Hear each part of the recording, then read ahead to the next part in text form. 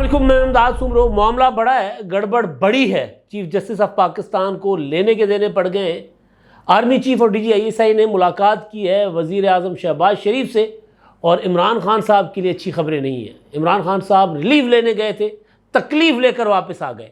اب عمران خان صاحب کو پولیس سے اصل والی تکلیف جو پولیس دیتی ہے لوگوں کو، وہ والی ملے گی، کیونکہ عدالت نے حکم جاری کر دیا ہے کہ عمران خان صاحب آپ تفتیش میں حصہ بنیں، جائیں، شامل تفتیش ہوں۔ معاملات بہت آگے جا رہے ہیں، جیسے میں نے کہا کہ معاملات گڑبڑ ہے، حالات ٹھیک نہیں ہیں۔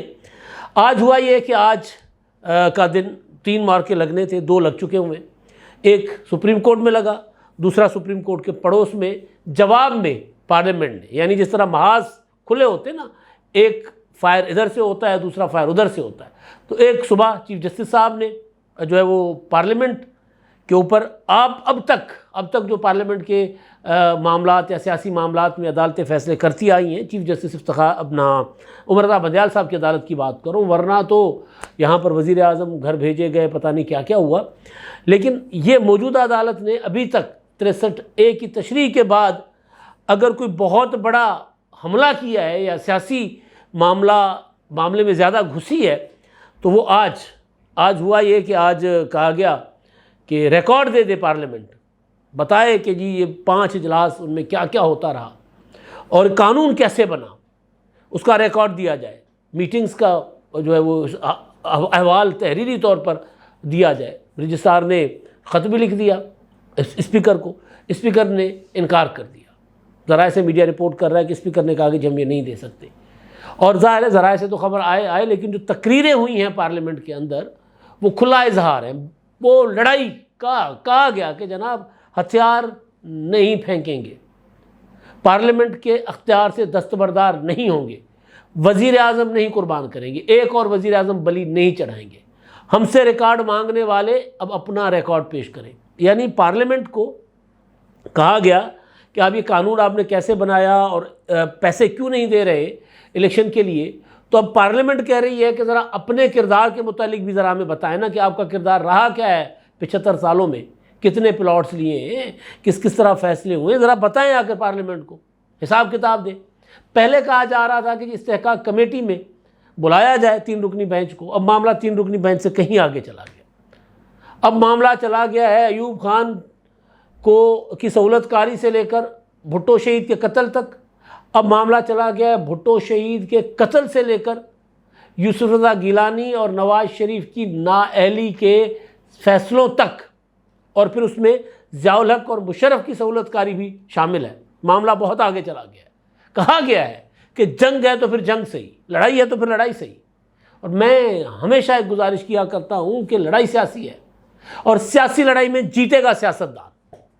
لڑائی پارلیمنٹ کے اختیار کی ہے تو پارلیمنٹ کے اختیار کی لڑائی جیتے گی پارلیمنٹ، جو مرضی کر لو، پنجابی میں کہتے ہیں دھکا بے شک کر لو، لیکن الٹیمیٹ جو رزلٹ نکلے گا، انجام جو ہوگا وہ یہ ہوگا کہ پارلیمنٹ اپنی سپرمیسی منوائے گی، اور کوئی آپشن ہی نہیں ہے۔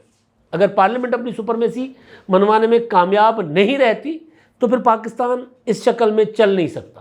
پاکستان یہ جمہوری جو اپنا وفاقی پارلیمنٹ نظام ہے اس میں نہیں چل سکتا، پھر کوئی اور نظام لا کر پارلیمنٹ کو کمزور کیا جائے تو اور بات۔ لیکن اگر جس آئین اور قانون کے تحت سپریم کورٹ آف پاکستان مقدمات کی پٹیشنز کی سماعت کر رہی ہے، اس قانون کے تحت ملک چل رہا ہے، اس آئین کے تحت ملک چل رہا ہے، تو پھر پارلیمنٹ کی جیت ہوگی، اور سپریم کورٹ میں جو بیٹھے ہوئے چیف جسٹس اور ان کے ساتھی ہیں ان کو شکست کا سامنا کرنا پڑے گا۔ یہ تاریخ کا سبق ہے اور مستقبل میں بھی یہی ہوگا۔ اب ہوا یہ، آج میں نے پچھلے ویلاگ میں بتا دیا چیف جسٹس صاحب کیا کہہ رہے تھے۔ چیف جسٹس صاحب کس طرح تمام سیاسی معاملات اپنے پاس لے کر اور پھر سیاستدانوں کے اوپر الزام لگا رہے تھے کہ انہوں نے عدالتی کارروائی کو گندا کیا، تو پھر پارلیمنٹ نے اس کا جواب دینا تھا۔ آج پارلیمنٹ کا اجلاس جو تھا وہ شیڈول کے مطابق کل ہونا تھا، 3 تاریخ کو ہونا تھا، مگر کیونکہ سپریم کورٹ میں کاز لسٹ پر، روسٹر پر اپنا پریکٹس اینڈ پروسیجر ایکٹ کے پیپر جو اپنا اسٹے آرڈر جاری کیا تھا سپریم کورٹ نے، تو وہ مقدمہ 8 رکنی بینچ نے سننا تھا، تو پارلیمنٹ نے کہا کہ ہم نے محاذ خالی نہیں چھوڑنا۔ مطلب اگر 24 گھنٹے گزر جانے کے بعد جواب دیا تو کیا جواب دیا؟ وہ کہا جاتا ہے نا کہ جو لڑائی کے بعد مکہ یاد ہے اپنے منہ پہ مار لو. تو پارلیمنٹ نے کہا کہ اگر لڑائی کے دوران ہی ہم نے مکہ مارنا ہے بھائی, ہم نے جواب اسی ٹائم دینا ہے, نقد دینا ہے, کھڑے کھڑے دینا ہے. تو پارلیمنٹ کا اجلاس جو ہے قومی اسمبلی کا وہ ریشیڈیول کیا گیا اور وہ آج ہوا. ادھر سے سپریم کورٹ کی کارروائی کی خبریں چلی رہی تھی تو ادھر سے اجلاس شروع ہو گیا, اور اجلاس شروع ہو گیا تو پھر وہاں سوال ہوا کہ رجسٹرار کو جب بلائے پارلیمنٹ کی public accounts committee supreme court کے تو وہ پیش نہ ہوں, اور سپریم کورٹ کہے کہ جی پارلیمنٹ جو ہے قومی اسمبلی 5 اجلاسوں کا ریکارڈ ہمیں پیش کرے, تو یہ کیسے ممکن ہے. سب سے بھڑکیلی تقریر جو تھی وہ تو تھی خواجہ آصف صاحب کی, اور نور عالم خان صاحب نے پھر اس طرف اشارہ کروایا کہ جی ہم سے جو حساب مانگ رہے ہیں ذرا ہم بھی پوچھتے ہیں کہ جناب یہ جو رجسٹرار ایک سرکاری افسر ہے ان سے ہم پوچھتے ہیں کہ اگر بتائیں کہ جناب کے پیسے کتنے کہاں خرچ ہوتے ہیں, اپنا آڈٹ کروائیں, کیوں نہیں کرواتے, وہ ہمارے پاس پیش ہی نہیں ہوتے. تو خواجہ آصف صاحب کی تقریر میں جو چیزیں تھیں ان میں ایک اعتراف تھا. سیاستدان, جو میں اکثر گزارش کیا کرتا ہوں کہ سیاستدان غلطیاں کرتے ہیں. پاکستان جیسے معاشرے میں, پاکستان جیسے ملک میں جہاں جمہوریت کو پنپنے ہی نہیں دیا جاتا, جہاں ہر دوسرے تیسرے سال بعد سیاسی جماعتوں کے اندر مداخلت کی جاتی ہے, کبھی پیٹریاٹس بنایا جاتا ہے, کبھی کاف لیگ بنائی جاتی ہے, کبھی تحریک انصاف بنائی جاتی ہے, کبھی کچھ بنایا جاتا ہے, کبھی کچھ بنایا جاتا ہے, 1,000 والے بھی آپ کو یاد ہوں گے. تو سارا تو ایسے ملک میں, ایسے معاشرے میں سیاستدان استعمال بھی ہو جاتے ہیں, غلطیاں بھی کر جاتے ہیں, اور وقت کے ساتھ سیکھتے بھی ہیں. جو سیکھتے ہیں وہ آگے بڑھتے ہیں, اور جو نہیں سیکھتے وہ عمران خان صاحب کی طرح بند کمرے میں بند ہو جاتے ہیں, ایک کمرے میں بند ہو جاتے ہیں, اور پھر عدالت سے ریلیف لینے جاتے ہیں تو ریلیف کے بجائے کچھ اور ہی لے کر آتے ہیں. ابھی تک تو ریلیف مل رہا ہے, لیکن آج جو کچھ ملا ہے وہ ریلیف نہیں ہے. اس کا عمران خان صاحب کو اندازہ ہو جائے گا کہ ان کے ساتھ ہوا کیا. تو خواجہ آصف صاحب نے تقریر میں باقی جو باتیں کی اس میں انہوں نے یوسف رضا گیلانی صاحب کی نااہلی کا بھی ذکر کیا, جس پر مسلم لیگ نون, نواز شریف صاحب, خواجہ آصف صاحب اس کو اپنی غلطی مان چکے ہوئے. انہوں نے کہا ہے کہ جی ہماری غلطی تھی, گیلانی صاحب کو نااہل نہیں کروانا چاہیے تھا, کیونکہ پٹیشنر بیسیکلی نواز شریف صاحب کے اپنا پارٹی کے فیصلے کے تحت خواجہ آصف صاحب بنے تھے کہ جی یہ توہین عدالت میں ان کو سزا ہو گئی ہے. عدالت نے کہا کہ توہین عدالت کے مرتکب تھے اور ان کو تا برخاست عدالت ان کو سزا دی گئی تھی عدالت میں کھڑے ہونے کی, تو لہٰذا یہ اہل نہیں ہے. یہ پٹیشن لے کر گئے تھے اور افتخار چودھری پٹیشن کے انتظار میں تھے, انہوں نے گیلانی صاحب کو کر دیا تھا نااہل. تو اسی کا بھی ذکر ہوا خواجہ آصف صاحب نے. بھٹو شہید کے قتل کا ذکر ہوا, نواز شریف صاحب کی نااہلی کا ذکر ہوا, گیلانی صاحب کی نااہلی کا بھی ذکر ہوا, اور پھر یہ کہا کہ اب پارلیمنٹ اپنے ہتھیار نہیں ڈالے گی, اب ہم ایک اور وزیر اعظم کو بلی نہیں چڑھائیں گے. وزیر اعظم کا تعلق چاہے کسی جماعت سے ہو, ہم نے طے کر لیا ہے کہ مستقبل میں کسی وزیر اعظم کی قربانی ہم نہیں دینے دیں گے. یہ بڑا ایک دبنگ قسم کا اعلان ہے, کیونکہ جس طرح پارلیمنٹ اس بار ایکٹ کر رہی ہے, جس طرح پارلیمنٹ کھڑی ہوئی ہے اپنے اختیار کے اوپر, اسی طرح کھڑی رہے تو مطلب پھر آگے چل کر اچھائیاں نکلیں گی پاکستان کے لیے. کیونکہ بنیادی طور پر خرابی یہاں ہوتی ہے کہ کوئی ادارہ اپنا کام نہیں کرتا. فرض کر لیں کہ آپ نے کسی کو لگا دیا, آپ نے کسی ترخان لگا دیا, ترخان کہے گا کہ نہیں میں تو آپریشن کروں گا, میں تو ڈاکٹر ہوں, اور موچی کہے گا کہ نہیں میں تو عمارت بناؤں گا, بلڈنگ بناؤں گا. تو کیا ہوگا نتیجہ؟ ہمارے یہاں یہ چلتا آ رہا ہے 75 سال سے. جو کام پارلیمنٹ کا کرنے کا ہے پارلیمنٹ کو کرنے ہی نہیں دیا جاتا. تو اب جا کر ایک بار پھر تاریخ میں, پہلے بھی پارلیمنٹ نے اسٹینڈ لیا ہے, 18ویں ترمیم, اپنا 2014 کے دھرنے اس دوران. تو اب جو پارلیمنٹ کے اندر سے بات آئی ہے, میں نے جو پہلا ریمارکس تھا جسٹس منیب اختر صاحب کا الیکشن والے مقدمے میں, اس میں کہا گیا تھا نا کہ جب 21 ارب روپے کی جو کا بل تھا وہ اگر پارلیمنٹ نے منظور نہیں کیا, وہ گرانٹ نہیں منظور ہوئی الیکشن کے لیے, تو اس کا مطلب ہے کہ وزیر اعظم اپنا اختیار کھو چکے ہوئے ہیں. میں نے گزارش یہ کی تھی کہ اعتماد کھو چکے ہوئے ہیں. میں نے گزارش یہ کی تھی کہ 58(2) بھی اب ادھر اس سے استعمال ہونے جا رہی ہے. اور پھر یہ کہ میں نے گزارش کی تھی کہ ایک وقت طے کر لیں انتخابات کے لیے. سپریم کورٹ نے کہا کہ عمران خان صاحب کے ساتھ بیٹھ جائیں اور طے کر لیں کہ انتخابات کب کروانے ہیں. تو میں نے گزارش یہ کی تھی کہ انتخابات کی تاریخ تو اکتوبر میں ہے, تو طے کیا کرنا ہے, سپریم کورٹ کیا کروانا چاہتی ہے. عمران خان جو پنجاب اسمبلی ٹوٹ گئی، خیبر پختونخوا کی اسمبلی ٹوٹ گئی، سپریم کورٹ 90 دن میں انتخابات کروائے.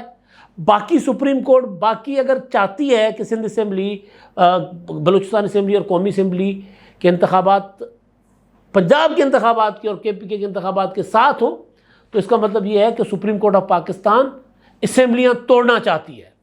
آج یہ بات خواجہ آصف صاحب نے کی ہے فلور آف دی ہاؤس. انہوں نے کہا ہے کہ جناب یہ اسمبلیاں تحلیل کرنا چاہتی ہے سپریم کورٹ، ستمبر سے پہلے انتخابات کروانا چاہتی ہے.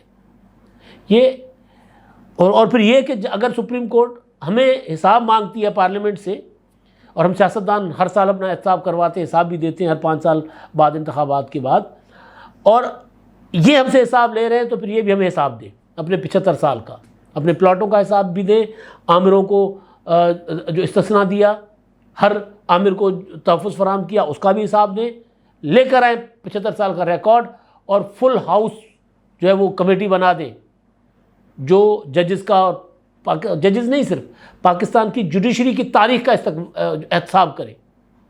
ہونا چاہیے، ورنہ آگے نہیں بڑھ سکتے ہم. یہ نہیں ہو سکتا. میں افتخار چودھری صاحب کہا کرتے تھے کہ جی میں نے توبہ کر لی ہے، PCO کے تحت حلف اٹھایا تھا، میں نے توبہ کر لی ہے، میں سیاستدانوں کی اور پارلیمنٹ نے جو COD کیا اس کو تسلیم نہیں کروں گا. اس پر میں نہیں مانتا کہ یہ سدھر گئے ہیں. میں ان کا گناہ معاف نہیں کروں گا، اپنا گناہ خود معاف کر لوں گا. تو ہمارے جج صاحبان اپنا گناہ خود کو خود معاف کر لیتے ہیں، اپنا فیصلہ خود کر لیتے ہیں. تو نہیں، پارلیمنٹ کو کرنا چاہیے فیصلہ، کرنا چاہیے پارلیمنٹ کو ان کا احتساب. چیف جسٹس صاحب نے ریکارڈ منگوایا تھا، اس سے تو الیکشن اپنا انکار کر دیا اسپیکر آفس نے، مگر اب کہا یہ گیا ہے کہ پارلیمنٹ اپنا سپریم کورٹ جو ہے وہ ذرا حساب کتاب لے کر پارلیمنٹ میں آ جائے. اب اس کو کس طرح مٹیریلائز کیا جائے گا، کوئی قانون بنے گا نہیں بنے گا، لیکن یہ میسج ہی ہے. یہ میسج بذات خود ایک جو ہے وہ بڑا میسج ہے. یہ جس طرح پاکستان کو چلایا جاتا آ رہا ہے، جس طرح جب مرضی آئے وزیر اعظم کو گھر بھیج دے، جب مرضی آئے تختہ دار پر لٹکا دے، جب مرضی آئے نااہل کر دے، یہ اور جب مرضی آئے جیل بھیج دے، اس طرح ظاہر پاکستان پھر نہیں چل سکتا. ایک تو یہ ہے. دوسرا، آج army chief general Asim Munir صاحب اور DG ISI جنرل ندیم انجم نے وزیر اعظم شہباز شریف صاحب سے ملاقات کی ہے. اور ظاہر ہے ملاقات جس طرح پاکستان میں صورتحال بن رہی ہے، جس طرح کے حالات ہیں، ملاقات کے اندر کیا ہوا کیا نہیں ہوا، سیکورٹی کے معاملات ہوں گے، الیکشن کے متعلق جو سپریم کورٹ آف پاکستان جو کچھ چاہ رہی ہے، یا عمران خان صاحب جو کچھ چاہ رہے ہیں، وہ معاملات بھی ظاہر ہے کیونکہ اس میں سیکورٹی کا ایشو ہے، وہ سیاسی ایشو سے ہٹ کر بھی.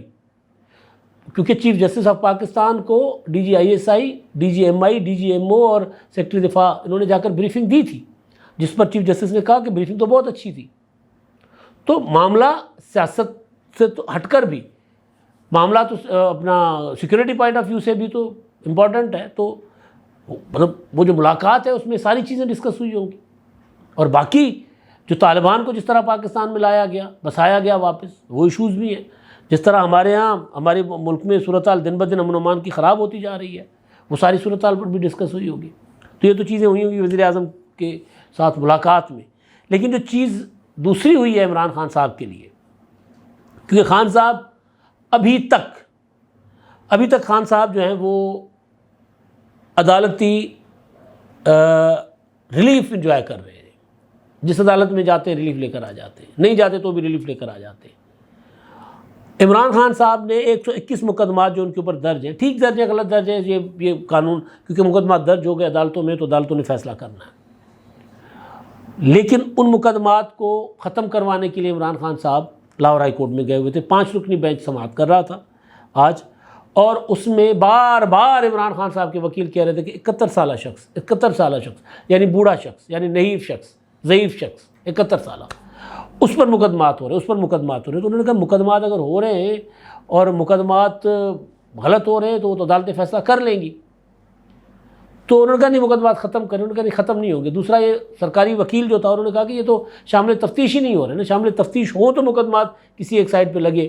تو عمران خان صاحب مقدمات ختم کروانے گئے تھے، لیکن عدالت نے حکم دیا ہے کہ جناب عمران خان صاحب آپ شامل تفتیش ہو، پولیس کے سامنے پیش ہو جا کر. اور عدالت نے تاریخ دے دی. عدالت نے کہا کہ جی آپ جمعے کو بروز جمعہ 5 مئی 2 بجے پولیس کے سامنے پیش ہوں گے. وہ جو متعلقہ مقدمات ہیں اس میں جو ایک DIT بھی بنی ہوئی ہے، کافی ساری اور چیزیں، تو اس میں آپ جا کر پیش ہوں۔ اب عمران خان صاحب آج بھی عدالت میں یہ کھڑے ہو کر کہہ رہے تھے کہ دیکھیں جج صاحب، مجھے یہ قتل کر دیں گے، انہوں نے میرے گھر پر حملہ کیا، دروازہ توڑا، انہوں نے مجھے اسلام آباد میں قتل کرنے کی کوشش کی، وزیر آباد میں مجھ پر حملہ ہوا، یہ مجھے قتل کرنا چاہیں گے۔ لیکن عدالت نے کہا کہ جی آپ ہم پر بھروسہ رکھیں، آپ کو ایسا کچھ نہیں ہوگا، آپ چاہیں پولیس کے سامنے جا کر پیش ہوں، تفتیش میں حصہ بنیں۔ اب عمران خان صاحب بجائے تفتیش میں حصہ بننے کے سپریم کورٹ میں چلے جائیں گے۔ اگر پولیس میں تفتیش کا حصہ بنے تو اس ڈر کے ساتھ جائیں گے کہ کہیں گرفتار نہ کر لیا جائے، کیونکہ جتھے لے کر تو پولیس میں تفتیش میں شامل نہیں ہو سکتے نا، وہ تو ظاہر اکیلے جائیں گے، اور وکیل اگر ہوں گے ساتھ تو اگر پولیس چاہے گی تو تفتیش کے دوران وکیلوں کو ساتھ بٹھائے گی، نہیں چاہے گی تو الگ کر کے عمران خان صاحب کو بٹھا دے گی۔ تو عمران خان صاحب الگ سے کسی کمرے میں پولیس کے ساتھ بیٹھیں گے نہیں، کیونکہ تفتیش میں جانا ہوگا عمران خان صاحب کو، پولیس گھر جا کر شاید تفتیش نہ کرے، کیونکہ یہ بھی ڈیمانڈ کی گئی عدالت سے کہ عمران خان صاحب کو ویڈیو لنک پر دیا جائے، تفتیش ویڈیو لنک پر کی جائے، تو اس پر بھی عدالت نے کہا نہیں، جا کر پیش ہو۔ اب یہ جو عمران خان صاحب ایک اگلے مرحلے میں جا رہے ہیں، اس کے بعد عمران خان صاحب کو جو ریلیف ملتے رہے، وہ ریلیف تو ختم ہونے تھے تو ختم ہو گئے، اب عمران خان صاحب تفتیش اور تفتیش کے بعد شاید گرفتاری کی طرف جائیں یا نہ بھی جائیں، لیکن اچھے دن نہیں ہیں، اچھی خبریں نہیں ہیں عمران خان صاحب کے لیے۔ اب تک کے لیے اتنا ہی، اللہ حافظ۔